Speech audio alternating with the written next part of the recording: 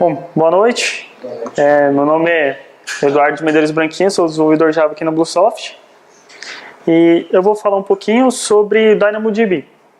Eu coloquei ali um aviso que eu sou meio iniciante nesse tema, então se alguém tiver alguma pergunta aí, meu cabelo daqui eu não souber responder ou coisa do tipo, peguem leve que eu sou meio iniciante nesse termo. Ainda estou estudando, ainda estou fazendo uns casos de uso ainda. Vou começar explicando mais ou menos a definição do Dynamo, tá? Que é um banco de dados não relacional, que ele é interessante para aplicações que requerem bastante consistência, porque o Dynamo, tudo que você escreve em uma tabela, ele distribui em três zonas diferentes da Amazon. Então, se cai uma bomba lá num lugar, você ainda tem escrito em 2 outros lugares, né? E latência na casa dos milissegundos, porque ele é bem rápido para fazer consulta.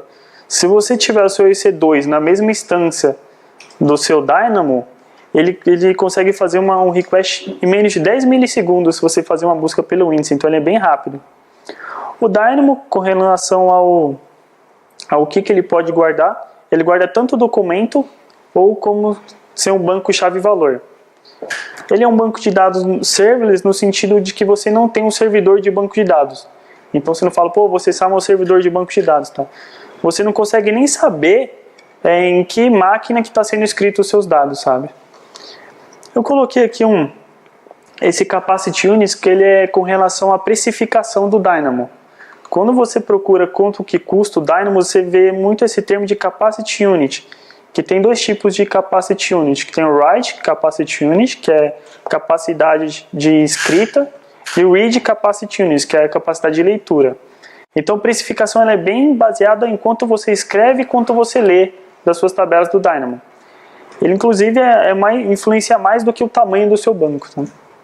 E ele tem o Free Tier também, que tem não sei quantas mil requisições por mês gratuitas e até 25 GB de banco de dados gratuito, naquele 1 ano gratuito dele. Né? O Dynamo ele tem 2 tipos de consistência para leitura.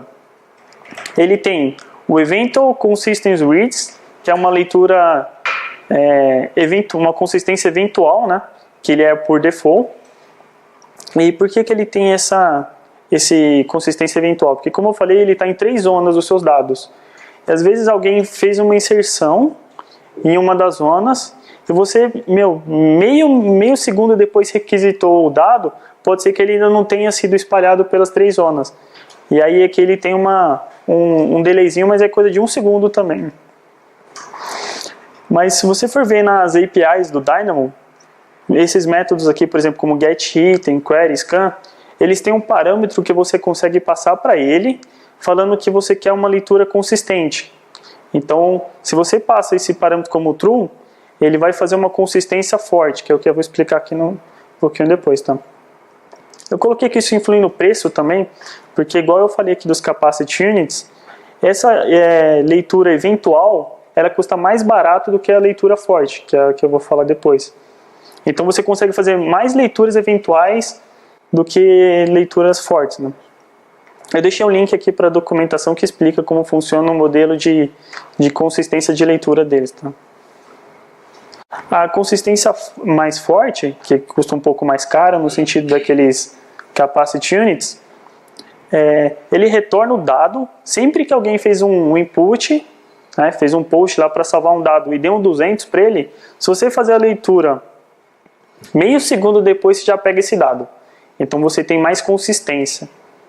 Só que tem o seu preço, que ele tem uma capacidade mais cara. O Dynamo ele tem chaves primárias, ele tem 2 tipos de chaves primárias. Tá? As chaves primárias ela tem que ser escalar. Né? O que significa ser escalar? Que ela tem que ter um valor único. Que aí ele suporta string, number e o binário. Aí aqui ele tem 2 tipos de chaves primárias. Ele tem esse partition key, que também é um termo que você vê bastante quando você está estudando no Dynamo, que é um atributo único, que é o que a gente está mais acostumado, né? que é um ID. O legal desse ID é que o valor dessa chave, ele usa como um input de uma função de hash que ele tem. Porque o Dynamo, ele faz esse hash do seu dado para saber em qual partição ou local físico que ele vai guardar. mais ou menos como hashcode, sabe, de uma collection, que ele usa o dado para saber em qual bucket que ele vai guardar no hash set. É mais ou menos assim, ele usa o seu ID como um hash para fazer parte de um hash e saber como que ele vai distribuir os seus dados, tá? nas partições dele. Ele tem essa composite key, que é uma partition key mais uma sort key, que é mais uma, como se fosse uma chave composta, né? E aqui você usa isso quando você tem algum dado que pode ser repetido. Eu coloquei aqui um exemplo, né, do nosso RP, que é o fornecedor de divisão, que ele não tem uma chave única. Ele tem o fornecedor e a divisão do fornecedor. Ele usa esses dois para fazer uma chave única. E aí a partition key pode ser repetida. E como eu falei, quando você tem essa composite key, os dados eles vão ficar juntos, se as partition keys forem iguais, né? Então o fornecedor de divisão, exemplo, todas as divisões de um fornecedor elas ficariam juntas numa mesma partição no Dynamo. Como funciona o controle de acesso? Como quase tudo na Amazon, ele é usado por esse AWS IAM, né, que é o Identity Assessment Manager. Que aí você consegue criar um usuário lá, ou uma role que te permite acessar o Dynamo, tá? Que são aquelas chaves que a gente coloca lá no IntelliJ, por exemplo. Como é quase tudo na Amazon, na verdade, você usa esse IAM. Aí aqui, como que você usa realmente o Dynamo numa aplicação Java, né? Ela é uma aplicação, o Dynamo você consegue falar com ela basicamente com HTTP baixo nível, né? E aí eu coloquei aqui dois exemplos que eu vou deixar aberto aqui, que tem os wrappers já feitos para Java que eles facilitam essas chamadas baixo nível. Tem um que é oficial aqui, você pode ver que a documentação é da própria Amazon, que é esse DynamoDB Mapper. Eu achei ele meio parecido com Hibernate pro mundo do ORM, né? Deixa eu abrir ele aqui, para a gente pelo menos dar uma olhada como funciona o código. Então, exemplo.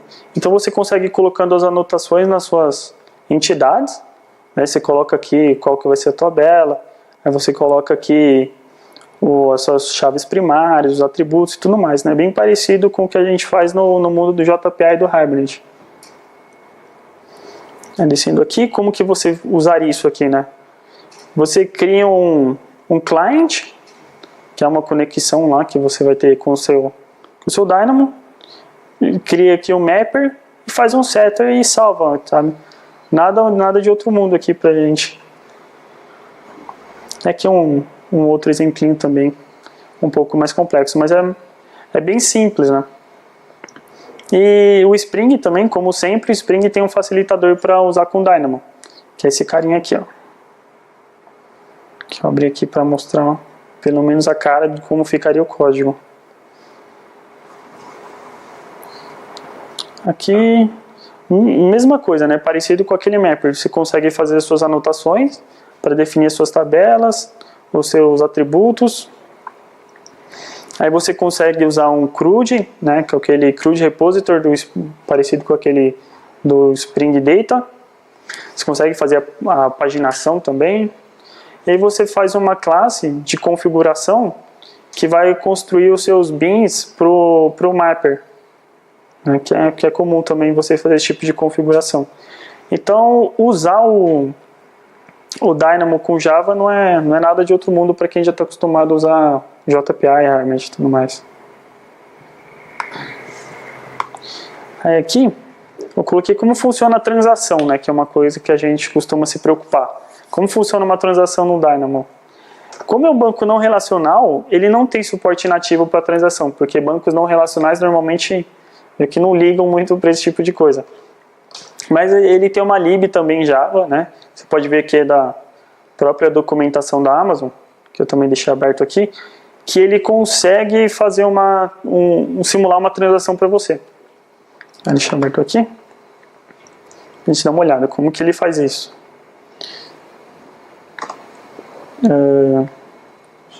Oxe, acho que eu cliquei ali em alguma coisa. Aí, beleza? Dá pra ver mais ou menos esse código aqui do meio? Acho que dá, né? E aí que você consegue fazer, usando essa lib, uma transação mesmo. Você cria uma transação, tá? Dentro dessa transação você vai dando os seus updates, tá vendo?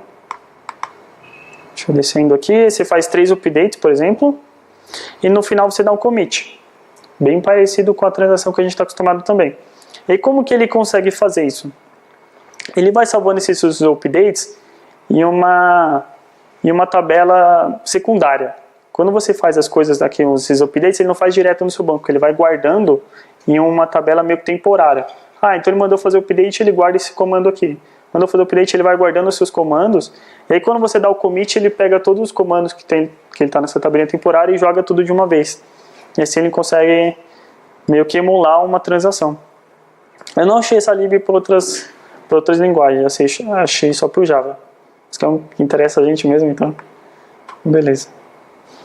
Como funciona? Acho que aqui eu só posso aumentar de novo. E lock, será que dá para fazer algum tipo de lock otimista, por exemplo, no Dynamo? Dá para fazer um lock otimista porque o Dynamo ele tem uma função que eu acho legal, que é um conditional write, que é uma escrita condicional. Então, quando você vai fazer um insert ou um update, você consegue mandar junto com esse insert ou update uma condição, que é basicamente um update ou um insert com um if antes. Então, você fala assim, se essa condição for verdadeira, faz um insert. Se essa condição for verdadeira, faz um update. E aí você consegue fazer uma coluna de versão, né, parecido com o que a gente faz no lock otimista no Hibernate. Você coloca uma versão. E sempre que você for fazer um update, você consegue mandar na sua condição, assim, se a minha versão for igual à versão que está aí, faz o update. Então, se alguém atualizou o dado para uma versão mais nova, o seu update não vai entrar, né? Ele não vai sobrescrever o update que já foi feito por causa desse conditional write. Então dá para fazer lock otimista no Dynamo também. Falar um pouquinho de index. Será que tem index lá no Dynamo? Tem. Eu só vou explicar rapidinho aqui uma definição de index, tá, no próprio banco relacional. Que o index aqui é uma estrutura de dados que te permite fazer queries mais performáticas em colunas específicas de uma tabela. Então quando você cria um índice, você consegue indicar a coluna que você quer usar como índice, né, para fazer uma query mais rápida. Você indica a coluna que você quer incluir no índice e as suas consultas, você vai fazer ela no index ao invés de todos os dados da tabela. Então, é uma definiçãozinha aqui de index. No Dynamo você tem dois tipos de index. Tem um cara chamado Local Secondary Index. Tá? Esse aqui suporta ambas aquelas consistências que eu falei, os dois tipos de consistência. Esse aqui você tem que criar assim que você cria a sua tabela. Ele tem que ter a mesma partition key da sua tabela, que é o que eu falei lá daquele partition key. Ele pode ter um sort key diferente. Tá? Tem esse outro index chamado Global Secondary Index. Esse daqui é só para consistência eventual. Tá? Você não consegue usar esse index com aquela consistência mais forte. Esse aqui você pode ser criado a qualquer hora. A partition key dele pode ser diferente da sua tabela. E o sort key também. Então você tem essas duas formas de criar um index no Dynamo. Com relação à busca, como você busca os seus dados? Você tem dois tipos de forma diferente de buscar os seus dados no Dynamo. Que você vai ver que tem um cara chamado scan e um cara chamado query. Tá? A query é uma busca pela chave primária que você definiu. E aí você pode usar uma outra chave para refinar a sua busca. Tá? Por default, ele traz todas as suas colunas que você tem na sua tabela. Mas você consegue passar um parâmetro chamado Projection Expression, que ele vai filtrar o resultado. Então ele vai colocar colunas específicas que você passou para ele, né? Ele usa essa estratégia de projeção, igual no Spring Data também, você vai estudar, ele tem essa projeção, que é o nosso TO, né? No final das contas. Por default, todas as queries elas têm consistência eventual. Mas também você consegue passar um atributo falando que você quer uma query com aquela consistência mais forte.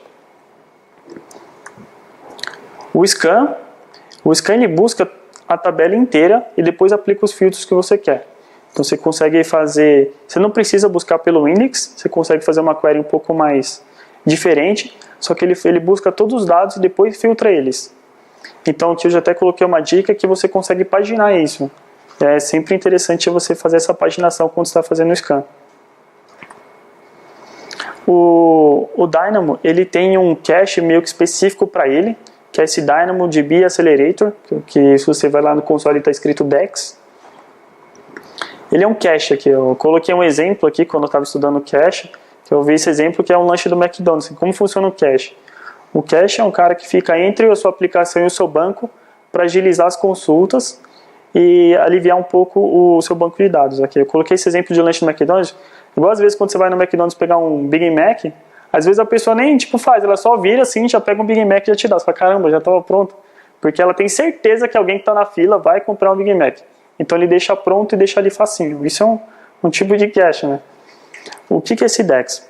Ele é um cluster em memória, que é gerenciado pela Amazon justamente para o cache. Ele consegue melhorar bastante a sua query. Ele consegue melhorar até 10 vezes a velocidade da sua query. Então ele é ideal para leitura bem pesada. Eu vou explicar essa write-through strategy aqui, porque você tem duas formas diferentes, duas estratégias diferentes de fazer cache. E ele usa essa write-through, que eu já vou explicar já. E aí a sua aplicação, em vez de ela ficar lendo no Dynamo, ela começa a ler do DEX. Meio que você realmente redireciona, você para de ler no seu Dynamo e começa a ler desse DEX. Então, aí eu vou explicar aqui essas duas estratégias diferentes de cache, que é um negócio, inclusive, que às vezes a gente pergunta na entrevista, então fica a dica aí, se alguém estiver vendo que vai fazer entrevista. Eu deixei um link da documentação da Amazon, que explica um pouco desses caches, tá? Que é esse link é um link legal, porque eles têm bastante desenho, explica o que é o cache. Tá? Esse write-through, como que funciona? Ele escreve ou atualiza o dado no cache toda vez que esse dado é atualizado ou inserido no banco. Então, se faz uma inserção no banco, ele faz inserção no banco e depois no cache. Faz um update, ele faz um update no banco e faz um update no cache. Qual que é a vantagem dessa estratégia? O seu dado nunca vai ficar obsoleto. Você não corre risco de buscar algo no cache que está diferente do seu banco, né? Que é um problema que a gente tem às vezes quando a gente está trabalhando com cache. Qual que é a desvantagem? O seu insert ou update agora ele tem um overhead, porque você vai ter que fazer um insert ou update no banco e no seu cache. Então você tem um pouco mais de overhead. A vantagem dessa desvantagem é que normalmente o usuário não liga tanto por um pouquinho mais de demora no insert ou update. Ele liga mais na query, né? Porque ele faz bem mais query do que faz inserts. Uma outra desvantagem dessa estratégia é que a falha de um nó, então você tem um nó do seu cache, do seu cluster de cache, se ele der problema, é ruim, porque o dado só vai aparecer nesse cache quando você atualizar ou inserir no banco, né? Então, até você esquentar, né, que é um termo que o pessoal usa, até você esquentar seu cache demora mais. E um outro probleminha é que ele pode guardar um dado à toa. Então, você fez um update no dado, ele foi lá, fez um update no seu banco, depois guardou no seu cache, só que pode ser que ninguém busque nunca isso no cache. Então, você guardou um dado à toa. Essa é uma outra desvantagem. Uma outra estratégia de cache diferente é essa lazy loading aqui. Como que funciona essa estratégia? Ela vai carregar o dado para o cache quando necessário somente. Então, se você faz uma busca no seu cache, se ele está lá, ele já te retorna esse dado. Se ele não está lá, se esse dado não está no cache, ou ele já expirou, né, que eu vou explicar esse negócio de expirar, ele retorna nulo, o cache retorna nulo para a sua aplicação, e aí a sua aplicação vai, busca o dado no banco de dados e guarda no cache. Então ele só guarda as coisas no cache quando ele precisa. Qual que é uma vantagem? Que ele só vai guardar o dado no cache se ele precisar. Então somente dados necessários vão ser guardados lá. Falha no cache não é tão problemática, porque o máximo que vai acontecer é você buscar um dado no cache, ele não está lá e você tem que buscar no banco. Então não é tão problemático o nó do seu cache ter problema, né? Qual que é a desvantagem? Você tem um overhead quando você vai fazer uma busca, porque você fazer uma busca que não está lá, você vai fazer uma busca primeiro nele, voltar e depois fazer uma busca no banco. Então você vai ter um pequeno overhead para um cache miss. Então. Um probleminha também com essa estratégia é que o dado pode se tornar obsoleto. Porque pode ser que você busca no seu banco, no seu cache, ele te retorne um dado, só que no banco já está diferente. Aí você tem umas outras estratégias para arrumar esse tipo de problema de dado obsoleto. O TTL aqui que eu vou explicar. Esse TTL significa Time to Live, que é bem comum essa estratégia que quando você coloca um dado no cache, você dá um tempo para ele. Tipo, eu quero que esse dado fique no cache por 5 minutos. Depois de 5 minutos, ele tira esse dado do seu cache, ele expirou, e é como se ele não estivesse mais lá, né? Ele remove do cache. Então, fazendo um resumo aqui do que a gente falou, o Dynamo é um banco não relacional, tá? Então ele é bem diferente de um banco Oracle, esse tipo de coisa. E ele é gerenciado pela Amazon. Ele tem dois tipos de consistência para leitura, que é aquela leitura forte e eventual, e elas têm diferença na precificação, tá? Uma leitura um pouco mais cara. Existem bastante libs e APIs que ajudam na hora de utilizá-la com Java, igual eu mostrei, né, que você consegue usar de forma bem simples o Dynamo. Você consegue ter uma transação em lock otimista usando aquelas estratégias nos links que eu falei. Você tem dois tipos de busca, que é a query, que você vai fazer uma busca pela chave primária, e a scan, que você consegue buscar por outros tipos de dado. Ele tem um cache do próprio Dynamo, que é esse DAX, que é o Dynamo Accelerator. Bom, é isso que eu tinha para trazer. Muito obrigado.